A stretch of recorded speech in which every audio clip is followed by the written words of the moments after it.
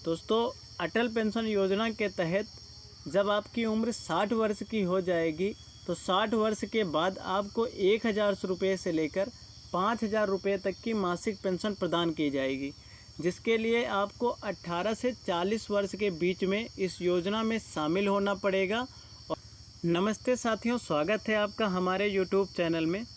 दोस्तों, इस वीडियो में हम बात करने वाले हैं अटल पेंशन योजना की। अटल पेंशन योजना एक ऐसी योजना है जिसके तहत समस्त भारतीयों, विशेष रूप से गरीब और शोषित वर्गों के लिए बीमा और पेंशन क्षेत्रों में सार्वभौमिक सामाजिक सुरक्षा योजनाओं की शुरुआत की घोषणा करना। यह घोषणा इसलिए की गई थी कि सरकार अटल पेंशन योजना APY की शुरू करेगी, जो कि अंशदान तथा उसकी अवधि के आधार पर पेंशन प्रदान करेगी। दोस्तों, अटल पेंशन योजना के तहत जब आपकी उम्र 60 वर्ष की हो जाएगी तो 60 वर्ष के बाद आपको 1000 रुपये से लेकर 5000 रुपये तक की मासिक पेंशन प्रदान की जाएगी, जिसके लिए आपको 18 से 40 वर्ष के बीच में इस योजना में शामिल होना पड़ेगा और इस योजना के जो मापदंड है उसके हिसाब से आपको अंशदान जमा करना पड़ेगा। आगे हम बात करते हैं, आइए अच्छे से समझाते हैं। तो हमने जो अटल पेंशन योजना की ऑफिशियल वेबसाइट है, उस वेबसाइट से एक डॉक्यूमेंट डाउनलोड किया हुआ है, एक दस्तावेज़ डाउनलोड किया है, जिस दस्तावेज़ की मदद से हम आपको आगे भी समझाते चलते हैं कि उसकी पात्रता क्या है और उससे और भी होने वाले लाभ क्या क्या हैं, चूक है तो दंड क्या क्या होगा, और कैसे आप जो 18 से 40 वर्ष के बीच में यदि आप इसमें शामिल होते हैं तो आपको कैसे महीने में कितना अंशदान जमा करना पड़ेगा और उसके बाद आपको कितनी पेंशन मिलेगी, इन सभी बातों पे हम बात करते हैं। तो आइए हम उस PDF को ओपन कर लेते हैं।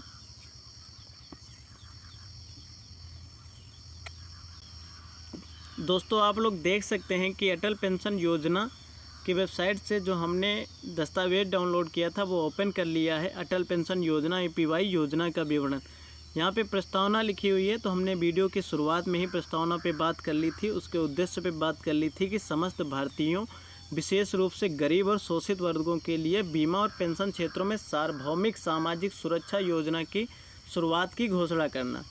अब आइए जो इस पेंशन योजना है इसके लाभ पे बात कर लेते हैं।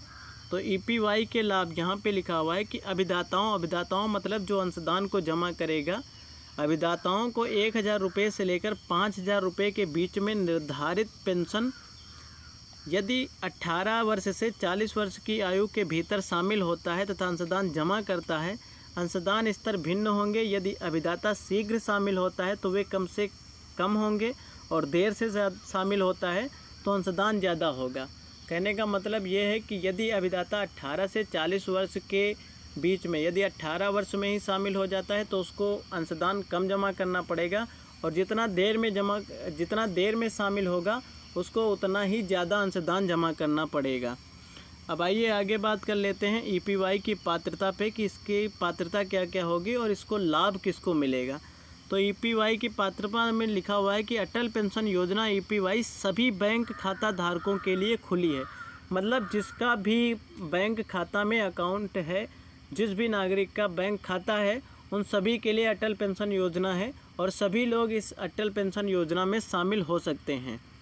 आगे और भी लिखा हुआ है, आप लोग पढ़ सकते हैं, लेकिन यह काम का नहीं है। हम आगे आपको बातें समझाते हुए चलते हैं कि शामिल होने की आयु तथा अंशदान की अवधि क्या होगी। तो APY में शामिल होने की न्यूनतम आयु, जो कम से कम आयु होगी, वो 18 वर्ष की होगी और जो ज़्यादा से ज़्यादा आयु होगी वो 40 वर्ष की होगी। कम से कम आप 18 वर्ष की उम्र में शामिल हो सकते हैं और ज़्यादा से ज़्यादा 40 वर्ष की उम्र में शामिल हो सकते हैं। और जो अंशदान जमा करने की अवधि होगी वो मिनिमम 20 साल होगी। आप 20 साल से कम अंशदान जमा करके इस योजना का लाभ नहीं ले सकते हैं। आपको 20 वर्ष से ज़्यादा ही इस योजना में अंशदान को जमा करना होगा। यदि आप कम जमा करते हैं तो इस योजना के पात्र नहीं होंगे। अब APY का फोकस तो मुख्यतः असंगठित क्षेत्रों के कामगारों पर लक्षित है तथा नामांकन। अब आगे बात करते हैं नामांकन तथा अभिदाता का भुगतान। इसको छोड़ देते हैं, आप लोग चाहें तो वीडियो को रोक कर पढ़ सकते हैं। बाकी ये आगे आप पढ़ भी सकते हैं, इसको वीडियो को रोक कर आप पढ़ लेना। आगे हम बात करते हैं चूक हेतु दंड। यदि आप इस योजना में शामिल होते हैं तो आपको चूक, यदि आप जो मासिक जमा करेंगे अंशदान, यदि उसमें चूक हो जाती है तो आपको क्या करना पड़ेगा। कहने का मतलब हमने दो बातें की। इससे पहले बात की योजना का उद्देश्य की योजना का उद्देश्य क्या है, फिर इस योजना से होने वाले लाभ पे बात की, और जो पात्रता है उस पात्रता पे भी बात की। अब आगे बात करते हैं कि जो चूक हेतु दंड है। हमने बताया कि आपको मासिक अंशदान जमा करना पड़ेगा, और यदि आप मासिक अंशदान जमा करने में देरी करते हैं तो आपको चूक हेतु दंड कितना लगेगा।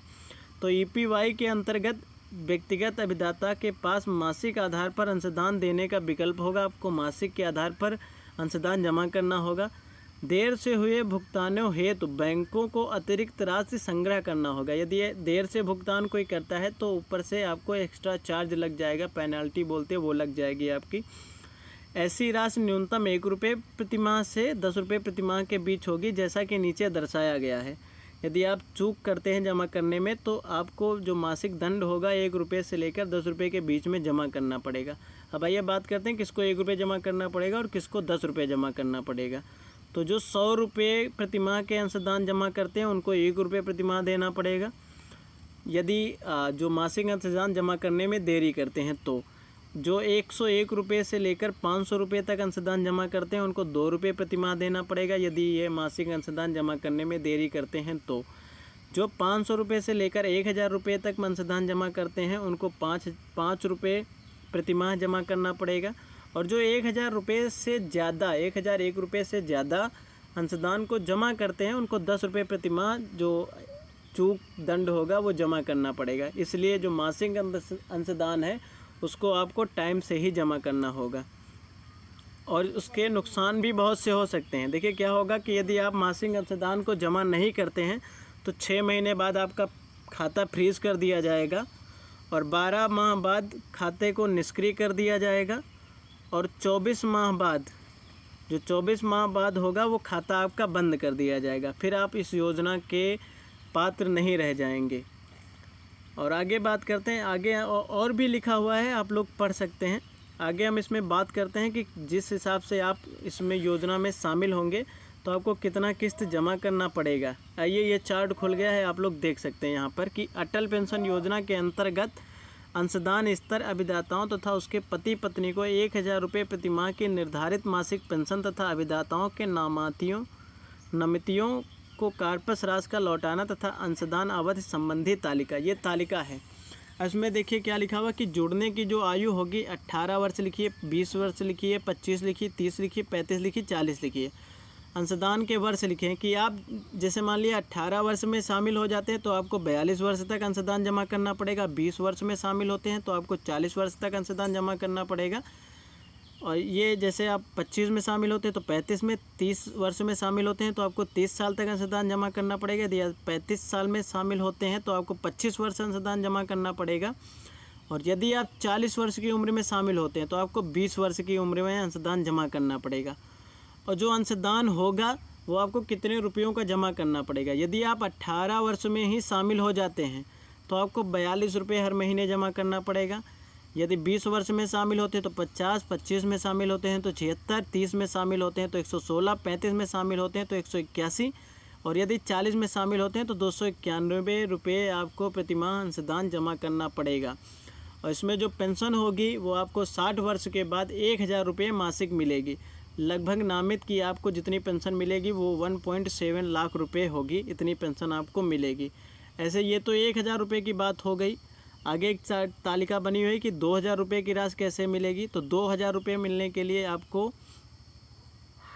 यहाँ पे जुड़ने की आयु जो 18 वर्ष से 42 रुपये है, और आपको महीने का अंशदान 84 रुपये जमा करना पड़ेगा। 20 साल में शामिल होते हैं तो आपको 100 रुपये जमा करना पड़ेगा। 25 साल में शामिल होते हैं तो 151, और 30 साल में शामिल होते हैं तो 231, और 35 साल में शामिल होते हैं तो 362, और यदि 40 साल में शामिल होते हैं तो 582 रुपये। इसमें आपको हर महीने जो 60 वर्ष के बाद पेंशन मिलेगी वो 2000 रुपये की मिलेगी। ऐसे ही एक तालिका है 3000 रुपये की, आपको 3000 का रुपये कैसे मिलेगा। तो यहाँ पे 3000 का लिखा हुआ है, आप लोग वीडियो रोककर इसको देख सकते हैं, आराम से समझ सकते हैं। हमने 1000 रुपये का अच्छे से समझा दिया है। और ऐसे ही नीचे एक तालिका है, इसको भी वीडियो रोककर आप लोग देख सकते हैं। इसमें 4000 रुपये की मासिक पेंशन मिलेगी 60 वर्ष के बाद। और यहाँ पे भी देख सकते हैं आप लोग, यहाँ पे 5000 रुपये की को 60 वर्ष के बाद आपको 5,000 रुपये की मासिक पेंशन मिलेगी। हमने पहले से एक तालिका समझा दी है, आप इसको वीडियो को रोककर अच्छे से समझ सकते हैं कि कैसे 5,000 रुपये की मासिक पेंशन मिलेगी। और इस योजना में शामिल होने के लिए यदि आपकी उम्र 18 से 40 वर्ष के बीच है तो तुरंत जाकर अपने बैंक में अटल पेंशन योजना की शुरुआत करवा दीजिए और जो भी मासिक अंशदान हो उसको जमा करना शुरुआत कर दीजिए, ताकि आपको 60 वर्ष के बाद जो 1,000 से रुपये लेकर है 5,000 रुपये के बीच की जो पेंशन राशि है वो आपको मिलना शुरू हो जाए। तो जैसा भी आपको सही लगे, आप जितनी भी मासिक अंशदान जमा कर सकते हैं उसके हिसाब से आप मासिक अंशदान को जमा करिए और 60 वर्ष के बाद इस अटल पेंशन योजना का लाभ उठाइए। और यह वीडियो आपको कैसा लगा हमें कमेंट में ज़रूर बताइएगा। वीडियो को लाइक कर दीजिएगा और ऐसे ही और वीडियो देखने के लिए हमारे चैनल को सब्सक्राइब कीजिएगा। धन्यवाद।